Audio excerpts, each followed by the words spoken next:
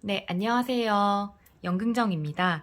네, 지난번 영상에서는 문화예술 기획자인 제가 왜 손글씨를 쓰게 됐는지, 그리고 제가 쓴 손글씨를 블로그에 올리면서 어떤 변화가 일어났는지에 대해 말씀을 드렸고, 그리고 제 7회 교보 손글씨 대회에서 으뜸상을 수상하게 된 이야기를 말씀드렸는데요. 제가 영상 말미에 다음 영상에는 상을 받게 된 후기에 대해서 말씀을 드린다고 했잖아요. 그래서 오늘은 그 상을 받게 된 후기에 대해서 좀 말씀을 드려보려고 합니다. 제가 교보 손글씨 대회에 참가를 결정하게 된 이유는 최종 수상자 중에서 한 명의 글씨를 폰트로 제작을 해주잖아요. 그래서 제 이름의 글씨가 폰트로 나오면 정말 행복할 것 같아서 참가를 결정하게 됐고, 그리고 처음 제가 참가를 했던 거는 작년이 아니고 2019년도 5회 때부터 참가를 했었어요. 그때 처음으로 제가 예선 때는 박준 시인의 어떤 말은 죽지 않는다, 이 시를 손글씨로 써서 예선을 통과했고요.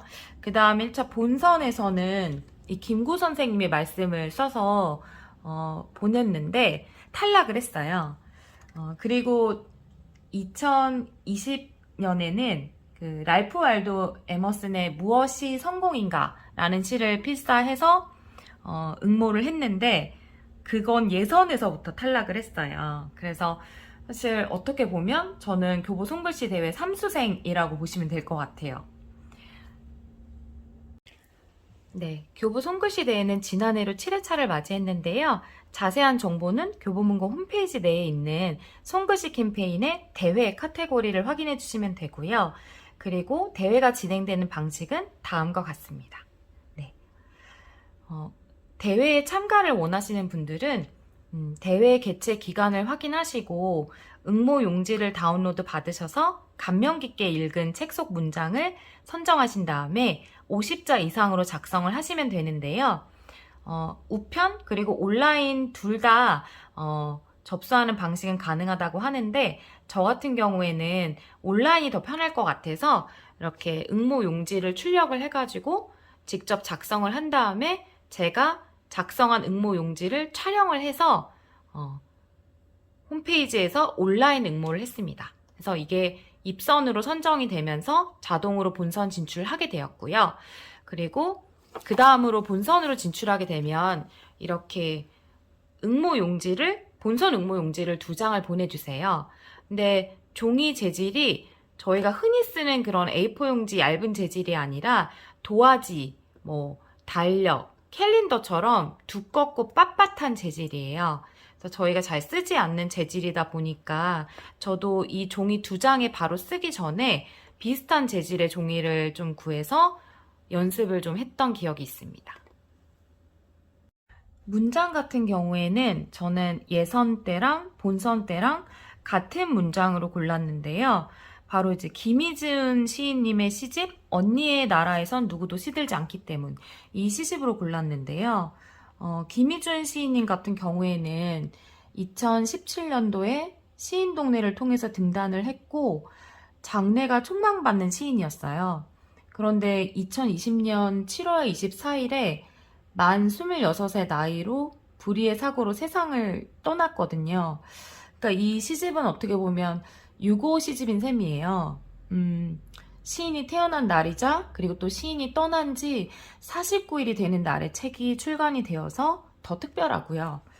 그리고 사실 김희준 시인님의 시집은 제가 한 번 다 읽고 나서도, 그리고 필사를 여러 번 했었는데 그 이후에도 책장에 꽂지 않고 계속 몸에 지니고 다니면서 읽었어요.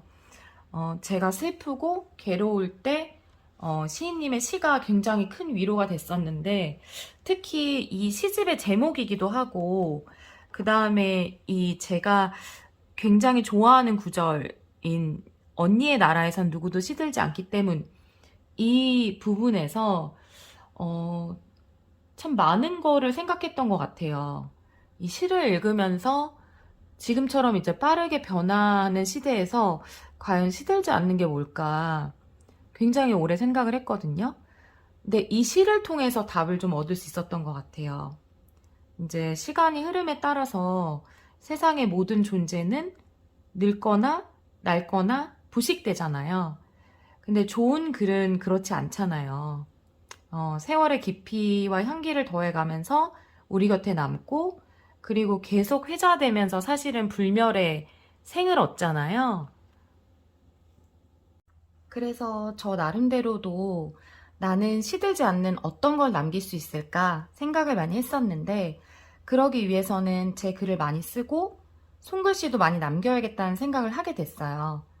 음, 저도 이 시를 통해서 긍정적인 영향을 많이 받았기 때문에 시를 많은 분들과 나누고 싶었고, 그런데 사실 제가 상을 받을 거라는 기대는 전혀 하질 않았었거든요.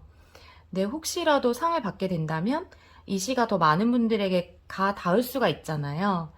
그래서 이 시의 문장을 선택하게 됐고요.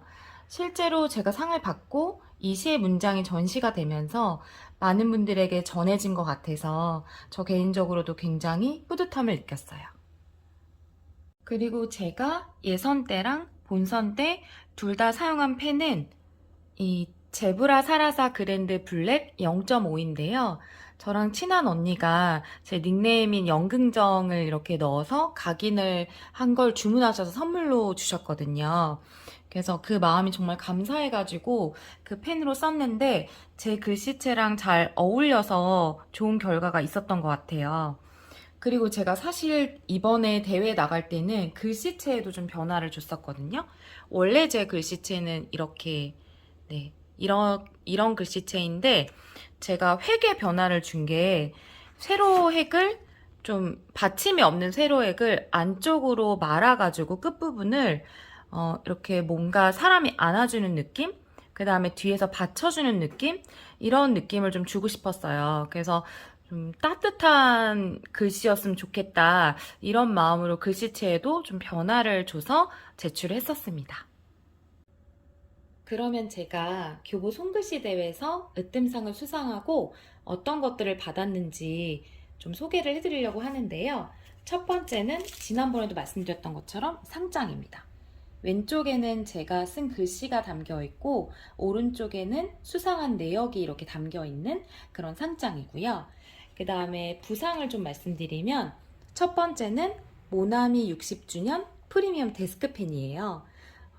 저에게는 트로피처럼 느껴져서 제가 아직 한 번도 사용은 못 해봤는데요. 일단 아껴서 두고 있고요. 그 다음에 이 아래 서랍같이 생긴 게 있어서 열어봤더니 이렇게 리필심이 들어있더라고요. 그래서 심이 떨어지면 활용해서 쓰기 좋을 것 같다는 생각이 들었고요. 그 다음에 두 번째로는 이 캘리그라피 노트를 두 권을 주세요. 그래서 재질이 굉장히 고급스럽다 보니까 글씨 연습하기에도 좋을 것 같고 크기도 가지고 다니면서 쓰기에 적당해서 유용하게 잘 활용을 할 수 있을 것 같다는 생각이 들었습니다. 그 다음에 마지막으로는 기프트 카드를 주는데요. 50만 원에서 세액을 제외한 금액이 충전이 되어 있어요. 그래서 교보문고에서 책을 구매하거나 문구를 구매할 때 잘 편리하게 활용을 할 수가 있습니다.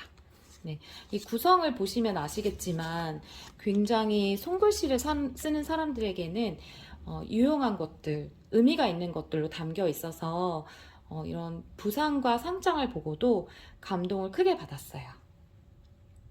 제가 손글씨를 좋아서 쓰기 시작하긴 했지만 많은 분들이 응원해 주시고 칭찬해 주시지 않았으면 이렇게 꾸준히 쓸 수는 없었을 것 같아요. 그리고 대회 본선에 올랐을 때도 많은 분들이 투표를 해주셨거든요. 뭐 가족, 그 다음에 친구, 그 다음에 친척, 그리고 블로그 이웃분들도 열심히 투표를 해주신 덕분에 제가 상을 받을 수 있다고 생각을 해요. 정말 연세가 있으신데도 불구하고 교보문고 홈페이지에 가입하시느라고 고생하신 분들도 계시고, 그 다음에 아이디랑 비밀번호를 잊어버리셔가지고 그걸 찾느라 고생한 분들도 계시고 한데 정말 열심히 투표해주시고 주변에 홍보도 많이 해주셨거든요. 그래서 그분들 덕분에 상을 받았다고 말씀드리고 싶어가지고 오늘 이 영상을 통해서 감사 인사를 이렇게 전해드립니다.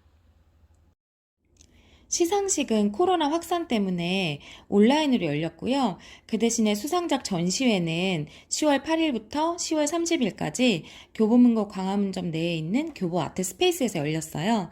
보시면 지금 응모한 8,520전의 손글씨도 전시가 되어 있고요.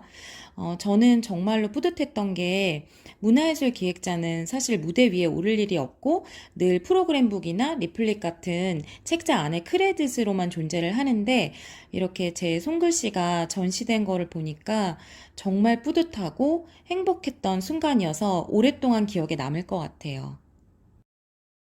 올해도 교보 손글씨 대회가 열릴 텐데 혹시라도 준비하고 계신 분들이 계시다면 제 영상이 조금이나마 도움이 됐으면 좋겠고요. 그리고 손글씨를 쓰고 싶은데 망설이는 분들이 계시다면 한번 시작해 보셨으면 좋을 것 같아서 오늘 영상을 제작해 보았습니다. 네. 제 영상 많은 사랑 부탁드리고요. 제 영상이 마음에 드셨다면 구독과 좋아요 부탁드리겠습니다. 그러면 다음에는 더 좋은 손글씨 컨텐츠로 찾아뵙도록 하겠습니다. 네, 영상 봐주셔서 감사합니다.